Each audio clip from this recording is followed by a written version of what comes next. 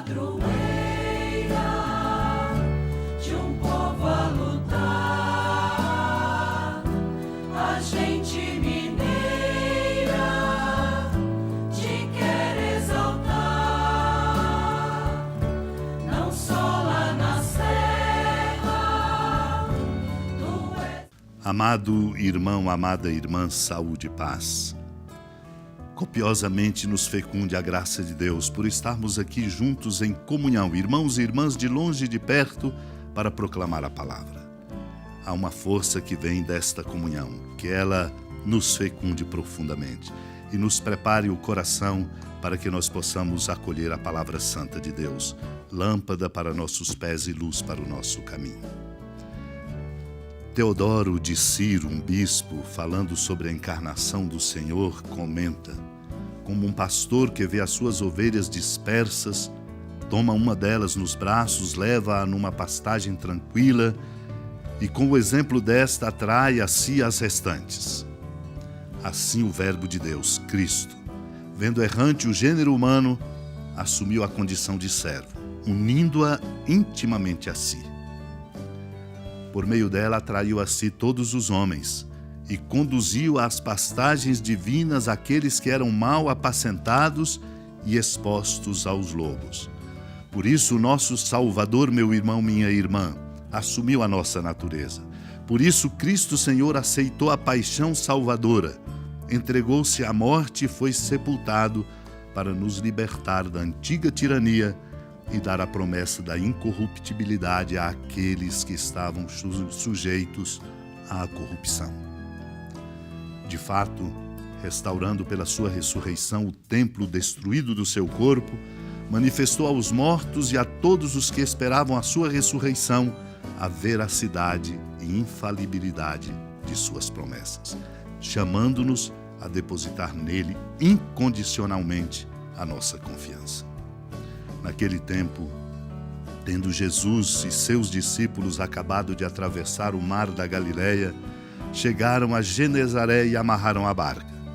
Logo que desceram da barca, as pessoas imediatamente reconheceram Jesus. Percorrendo toda aquela região, levavam os doentes deitados em suas camas para o lugar onde ouviam falar que Jesus estava.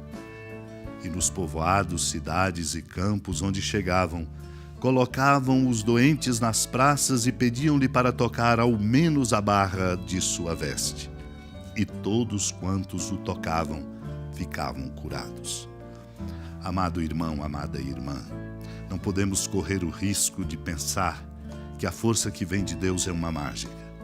Não é uma mágica, é a força do amor de Deus quando derramado em nossos corações, que para Ele e para essa força se abre, nós podemos experimentar aquilo de que precisamos. Sobretudo a recuperação de nossa inteireza moral, humana e espiritual. Por isso acorriam a Cristo, de maneira forte, por reconhecerem, talvez sem ainda muita clareza, o que é necessário e possível quando nós compreendemos a força da missão redentora de Cristo. Os discípulos estavam sempre com ele, aprendendo este caminho de conhecê-lo profundamente e de saber que o discípulo é verdadeiro na medida em que é Cristo continuado por sua força como instrumento. E assim os discípulos, depois de atravessar o mar da Galileia, chegando a Genezaré, amarram o barco, descem, e aí vêm as multidões que reconhecem Jesus e o buscam, mostrando exatamente isso. É preciso reconhecê-lo para buscá-lo. Sem o reconhecimento dele como Senhor e centro, não se buscará aquele que de verdade é a fonte. E ele ali percorria toda a região, levando doentes a ele, deitados em suas camas, para o lugar onde ouviam falar que Jesus estava. E assim, nos povoados, cidades e campos, colocavam os doentes nas praças e pediam-lhe para tocar ao menos a barra de sua veste. Um reconhecimento de que é dele que vem essa força que nos recompõe. Por isso precisamos de Cristo nos aproximar e fazer dele o centro de nossa vida.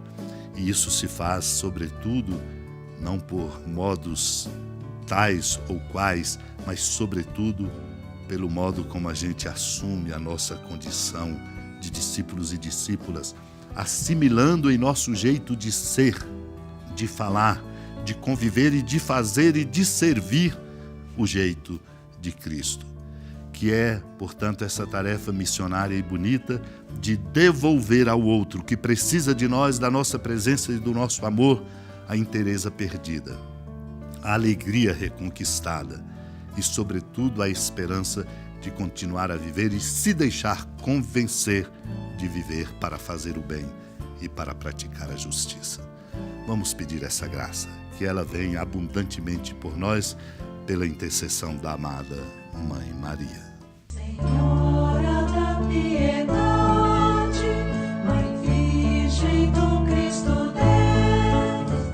Lembrai-vos, ó piedosíssima Virgem Maria, que nunca se ouviu dizer que alguém daqueles que, tendo recorrido à vossa proteção, implorado a vossa assistência e reclamado o vosso socorro, tenha sido por vós desamparado. Animado com igual confiança, a vós recorro, ó Virgem das Virgens, e gemendo sob o peso dos meus pecados, me prostro a vossos pés. Não desprezeis as minhas súplicas, ó Mãe do Verbo encarnado, mas dignai-vos de as ouvir propícia e de me alcançar o que vos peço.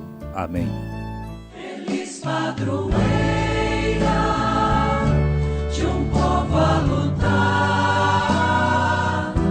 a gente mineira